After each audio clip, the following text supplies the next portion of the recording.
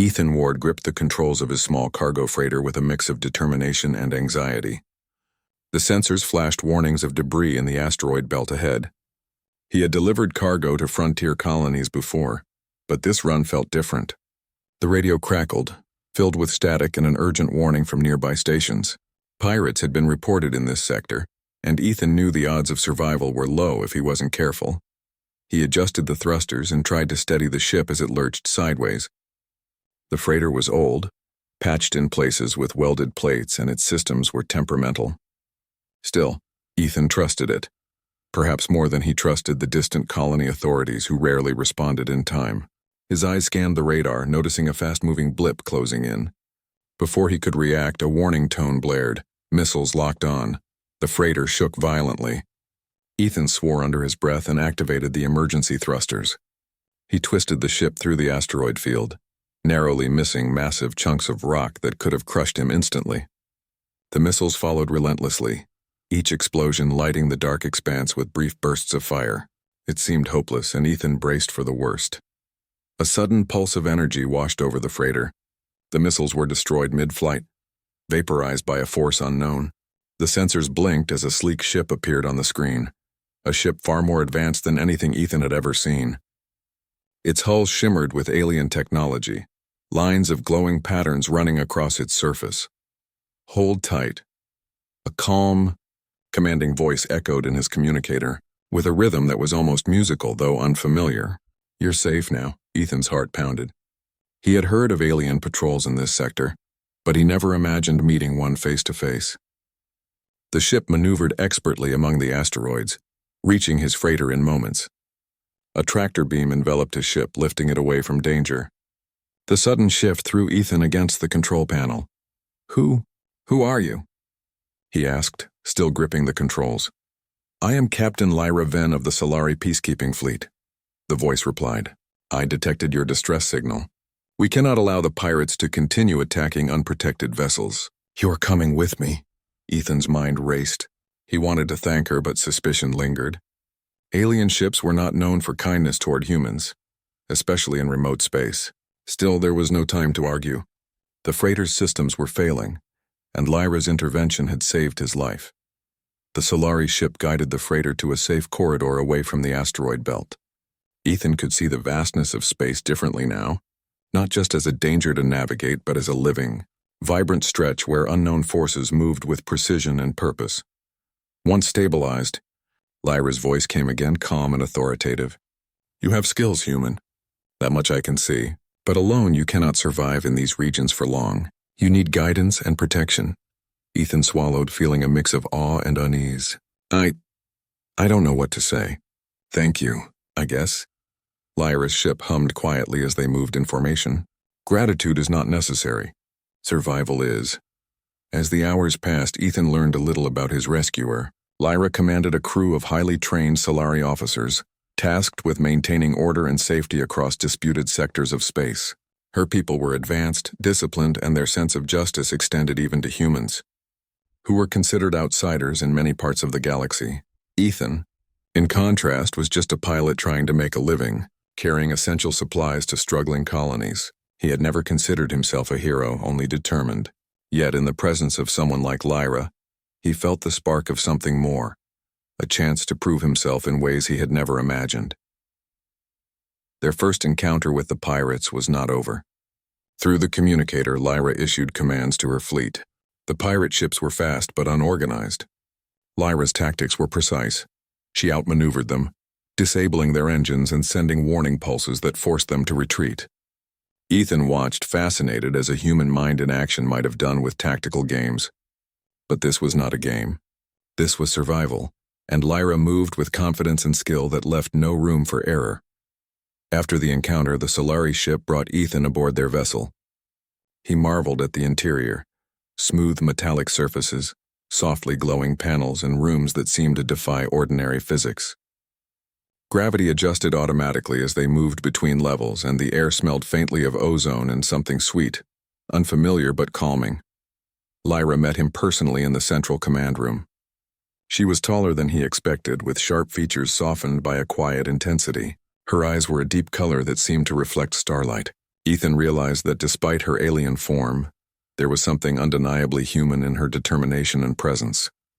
"You performed well, human," she said, her voice neutral but carrying weight. "You kept control under pressure." "Not many could do that," Ethan flushed. I just tried to survive. That's all." "You underestimated yourself," she said. "Courage and quick thinking, those are rare qualities. I want you to join me on a mission. There are supplies stolen from frontier colonies by the same pirates who attacked you. Without them, thousands could die. We will retrieve them and your skills are needed." Ethan hesitated. It was risky, he knew that. But there was something in Lyra's words that made him feel capable. For the first time, he felt he could make a real difference beyond just delivering goods and avoiding death. "All right," he said finally, meeting her gaze. "I'm in," Lyra nodded. "Good, trust will be necessary. You must follow my lead. Your life and others depend on it." As they prepared to leave, Ethan thought about how his path had changed so suddenly. One moment he was alone in a damaged freighter, fighting for survival, and the next he was on a state-of-the-art alien ship, joining a mission that could decide the fate of entire colonies. He felt a mixture of fear and excitement. The Solari ship entered pirate-controlled space cautiously. Ethan learned quickly to follow Lyra's instructions, monitoring sensors, assisting with navigation, and understanding how the alien technology worked. He made mistakes, but she corrected him without harshness. There was a patience in her leadership that encouraged him to learn, adapt, and improve. The first skirmish was a test. Small pirate drones attacked, their weapons far less advanced than Lyra's, but they were numerous and relentless. Ethan felt his pulse quicken as Lyra coordinated their defense. He used his knowledge of human piloting to anticipate the drone's movements, complementing her tactical expertise. Together, human and alien became a team, reacting faster than either could alone. After the drones were destroyed, Ethan realized he was beginning to understand the unspoken connection forming between them. It wasn't just survival, it was trust, respect, and an understanding that they relied on each other in ways that transcended their species. When the mission finally led them to the outskirts of the pirate base, Ethan looked out the viewport at a fortress carved into an asteroid. It was imposing, heavily armed, and yet Lyra showed no hesitation. She trusted her strategy, and now he had to trust hers as well.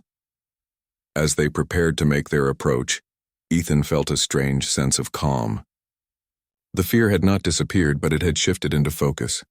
Whatever lay ahead, he knew he would face it not alone, but with an ally who had risked everything to save him. The journey into danger had just begun, but already, their fates were intertwined. The human pilot and the alien captain were no longer strangers. They were partners bound by courage, mutual respect, and a connection forged in the vastness of space. And Ethan understood, perhaps for the first time, that his life would never be the same again. The asteroid fortress loomed ahead, jagged and dark, its surface dotted with turrets that gleamed under the light of distant stars. Ethan Ward felt a shiver run down his spine. He had faced danger before, but nothing like this. The pirate base was heavily armed, and a direct attack could mean instant death.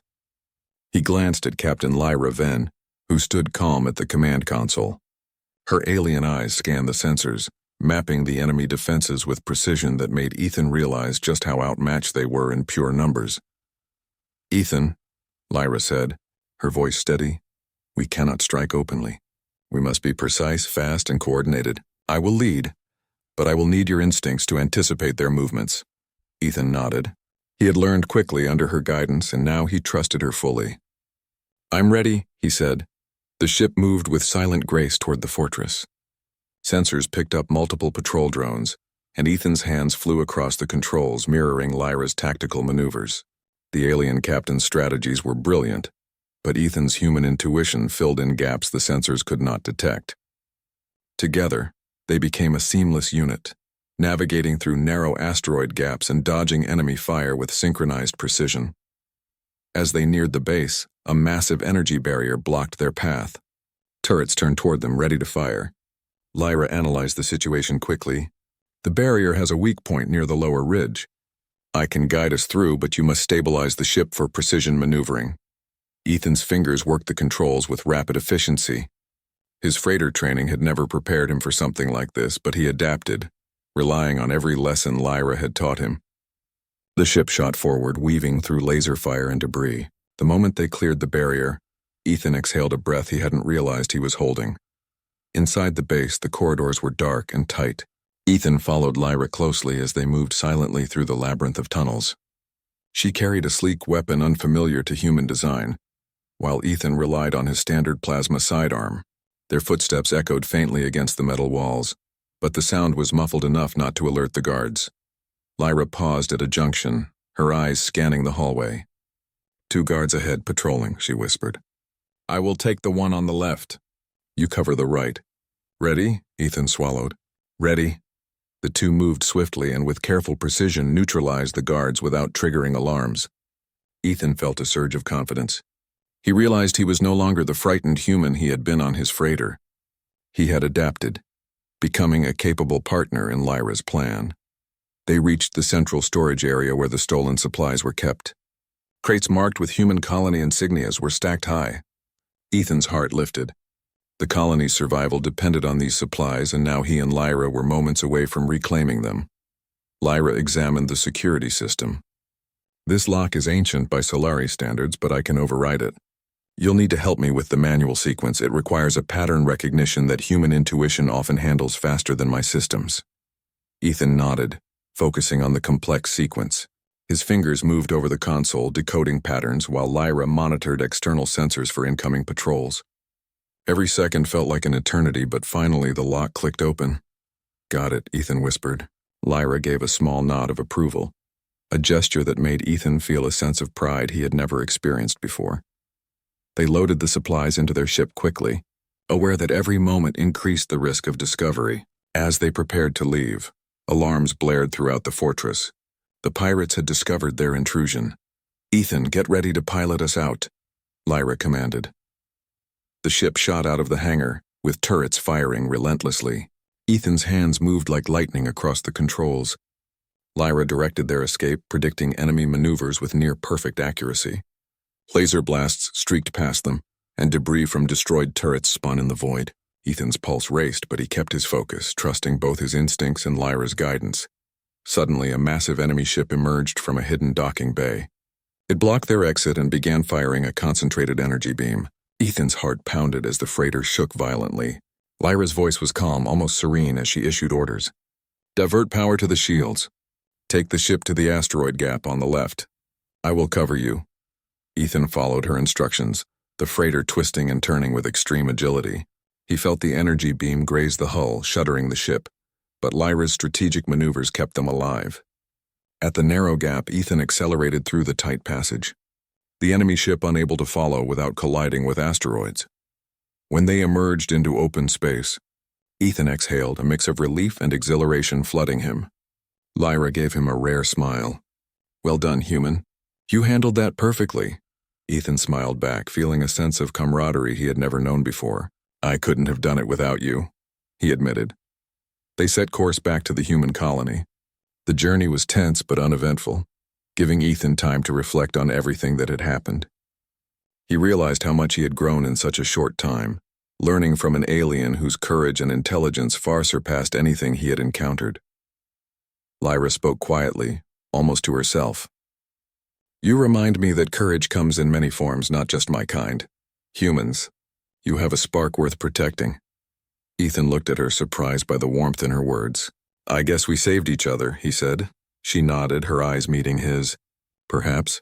But know this, Ethan, our paths are now forever connected. What you have learned here, the choices you have made, will shape both our futures. When they arrived at the colony, the people cheered at the sight of the recovered supplies. Families who had feared famine were given hope, and children smiled at the sight of the alien ship that had braved danger to save them. Ethan felt a deep sense of accomplishment, but more importantly, he felt the unspoken bond with Lyra, a bond forged in peril, respect, and trust. The mission completed, Lyra turned to him. There is more work ahead. The syndicate is vast and other colonies will need aid. Your skills, your courage, they are needed beyond this moment. Ethan felt a surge of purpose. Then I'll come with you, he said without hesitation. If we're in this together, I want to be there. Lyra studied him for a long moment, her expression unreadable to most, but Ethan could sense approval. Very well, human. We will face the challenges together.